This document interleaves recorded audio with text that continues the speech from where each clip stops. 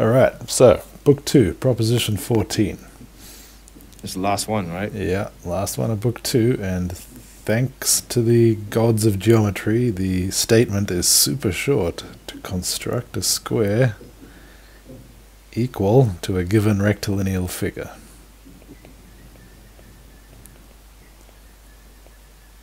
So I'm going to say a bit about this term rectilineal figure because it's actually a little unsatisfying.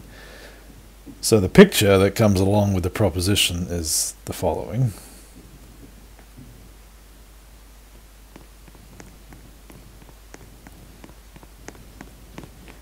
So there's A. That's a rectilineal figure. Not in org chem. That's a rectilineal figure. So it's not a square, it's not a rectangle, but it's made up of 4 straight lines that form a closed figure. And in general, that's what this means. So it means a closed shape whose boundary is constructed by straight lines, so a polygon.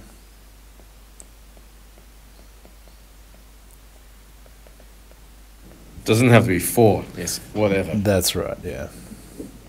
Does it have to be convex? Don't believe so. Oh, all right. I guess, yeah, probably not, right? You can just cut it up.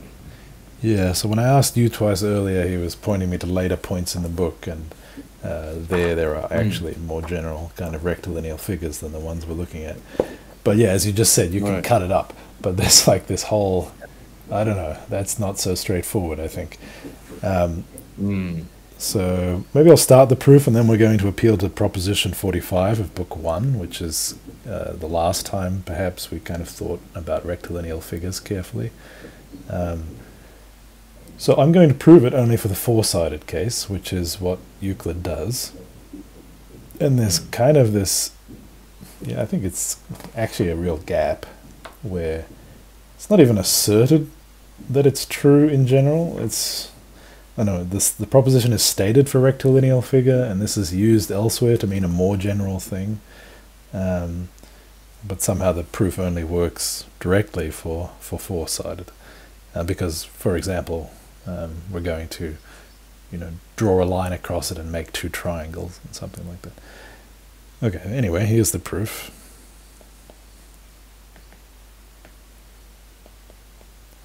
That notwithstanding, I think this is a great proof. I really like this. Okay, so let A be the rectilineal figure.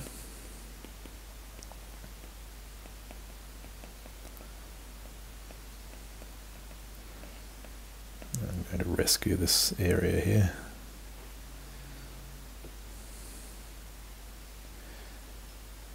Let there be constructed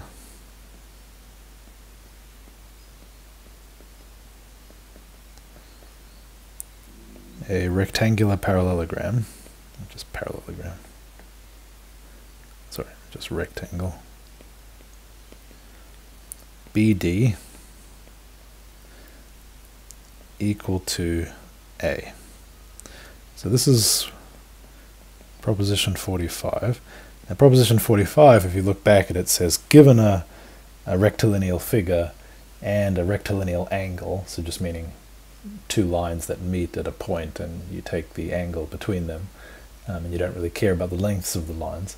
So given an angle, that is, and given a rectilineal figure, it constructs a parallelogram with a prescribed angle equal to the given angle and an area equal to the area of the rectilineal figure.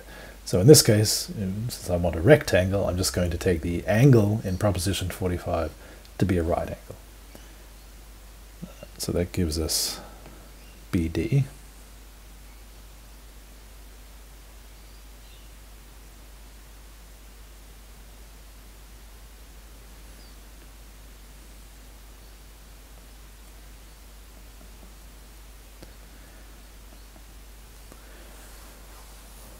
Alright, so let me just make a brief comment about why this might not be trivial to extend to a general rectilineal figure. So if we go back and look at proposition 45 of book 1, the way it works, and I won't go through the whole proof again, but what you do is you chop the rectilineal figure into 2 triangles, and then you construct over here some parallelogram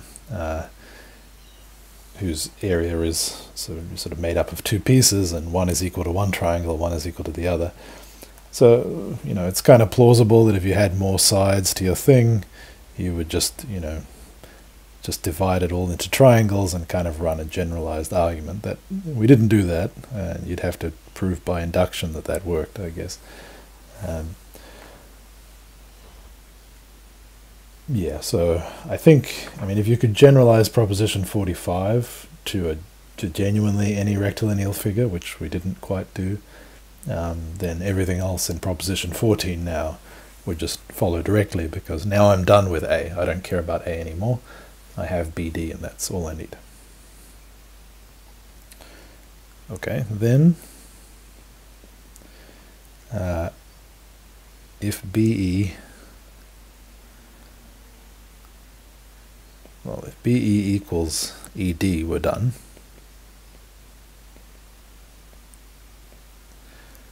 Right, we've constructed a square whose area is the given rectilineal figure, so assume otherwise.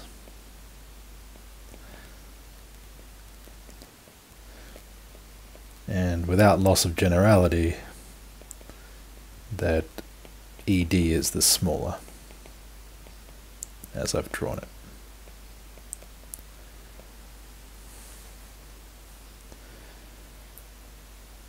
Okay, produce BE to F, where EF equals ED. I won't cite these things anymore. We know what that's about.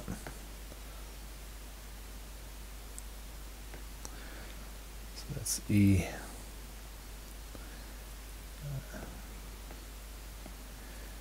F. What is F? Yeah, so F is just wherever that line ends. So I'm extending BE by an amount which is equal to ED, and then I call F wherever that ends up. Make sense? Cool. And let BF be bisected at G.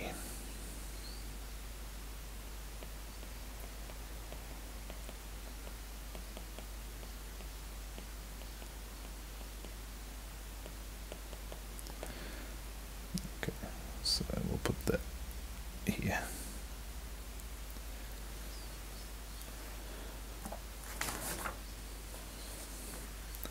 Now this is the cool part. We're finally drawing circles again after a long time. So with center G and distance GB, or the same thing, GF,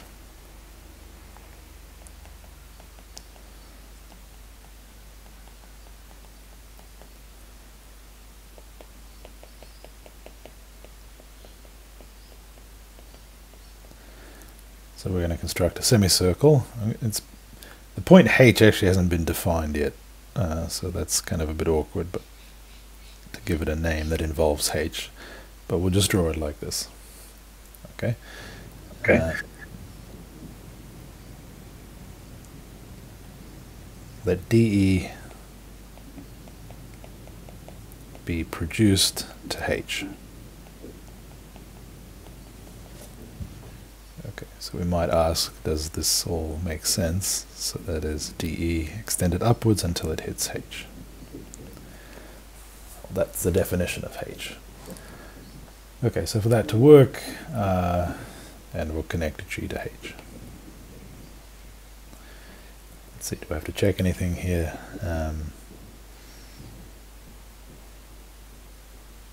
I suppose I need GF to be greater than EF, right?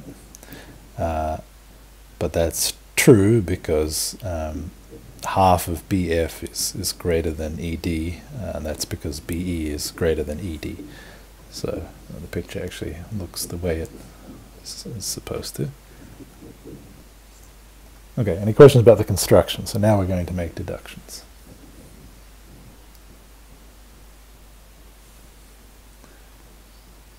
Alright, so now we're going to use proposition 5 from book 2. So that's about dividing a line into equal and unequal segments. So since BF has been cut into equal segments at G,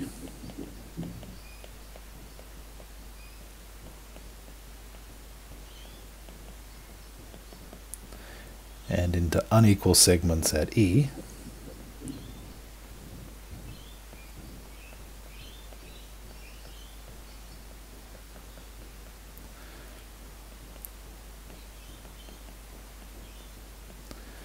the rectangle contained by BEEF, right, so that is dividing it into unequal segments, together with the square on the gap between the two division points, so that's GE,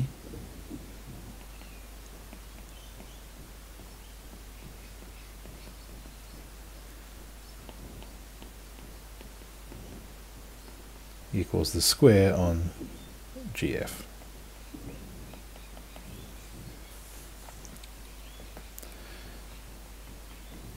So I think that technique is a bit harder for us to remember than the corresponding algebra, but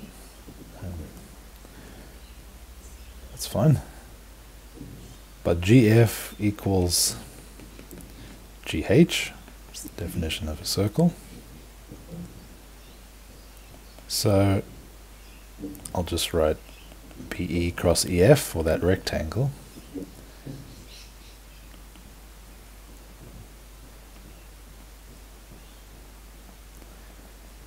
So BEEF together with GE squared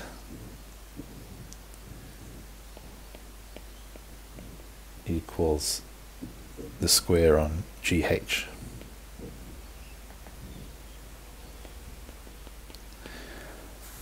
Well, there's a clear thing we can do with GH squared, right, by Pythagoras. So by Pythagoras,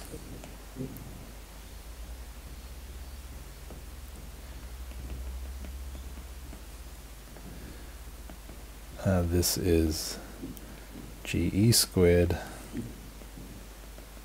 with EH squared.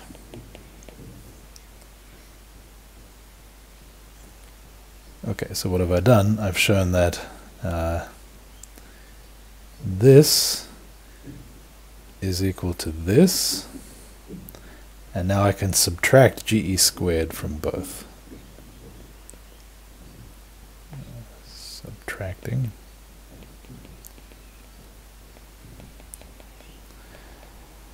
And as I was noting on the Discord earlier, I thought to myself, aha, I remember common notion 2 is about adding equals to equals gives equals, but I don't remember something about subtracting equals from equals, so maybe I've caught Euclid here with a missing common notion, but no, common notion 3 is if equals be subtracted from equals, the remainders are equal.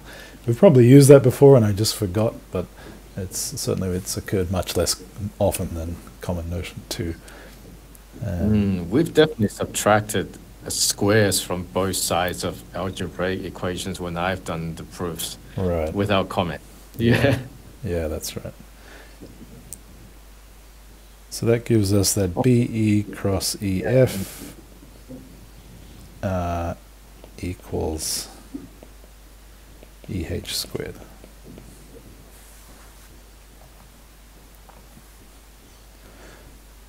But BE cross EF is just the rectangle BD, right? Because EF and ED were constructed to be equal. And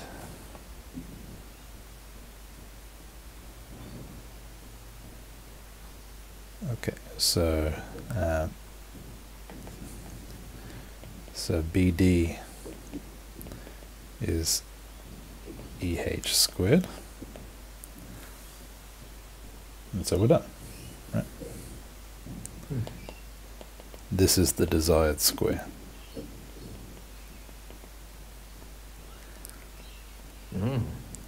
Because by construction BD is A.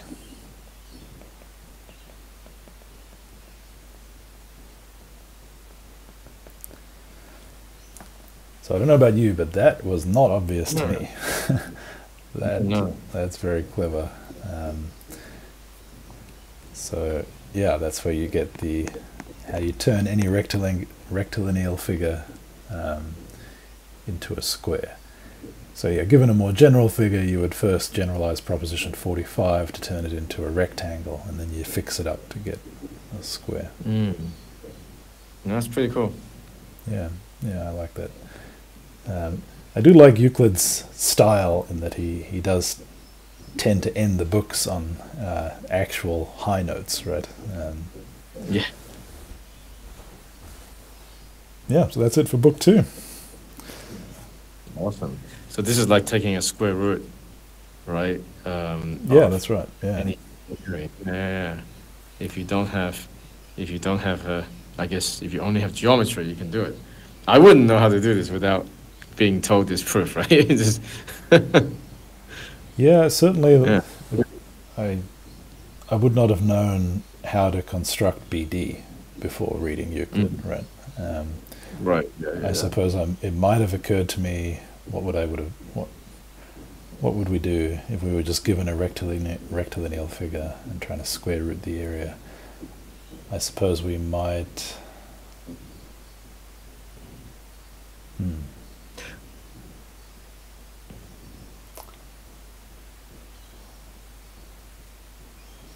Well, it's not clear you can subdivide A because you can't just construct square roots by additive decomposition. I just wouldn't know how to do it, I guess. So like we both thought we would triangulate it, but then we can't really. So what, right? Every triangle doesn't help with the square root. Yeah. Yeah, you need this first step of turning it into rectangles. But the subdivision is not, you can't just apply proposition 45 many times, or at least it's not obvious to me, because I was trying to think about this before this seminar. But so you could, if I gave you some more complex figure, okay, so well, suppose you just want to apply proposition 45 twice, right? So you're going to turn this into a rectangle, and that into a rectangle. But on its face, proposition 45 it lets you control the angle, okay, fine. But it doesn't really tell you where the sides come from, at least in the statement. If you look at the proof, you can see that the side lengths are constructed as follows. You divide it into a triangle, and then actually you can control one of these sides to be equal to one of the to a bisection of of an arbitrary side of that triangle. So you have a bit of control over the rectangle, but it doesn't seem to me that's I can't see immediately how to use that control in order to make these something that I could stack together, right? And if you could stack these together, you could get a rectangle by applying proposition 45 many times. But I don't think that works. I think you do have to prove a more general form of proposition 45.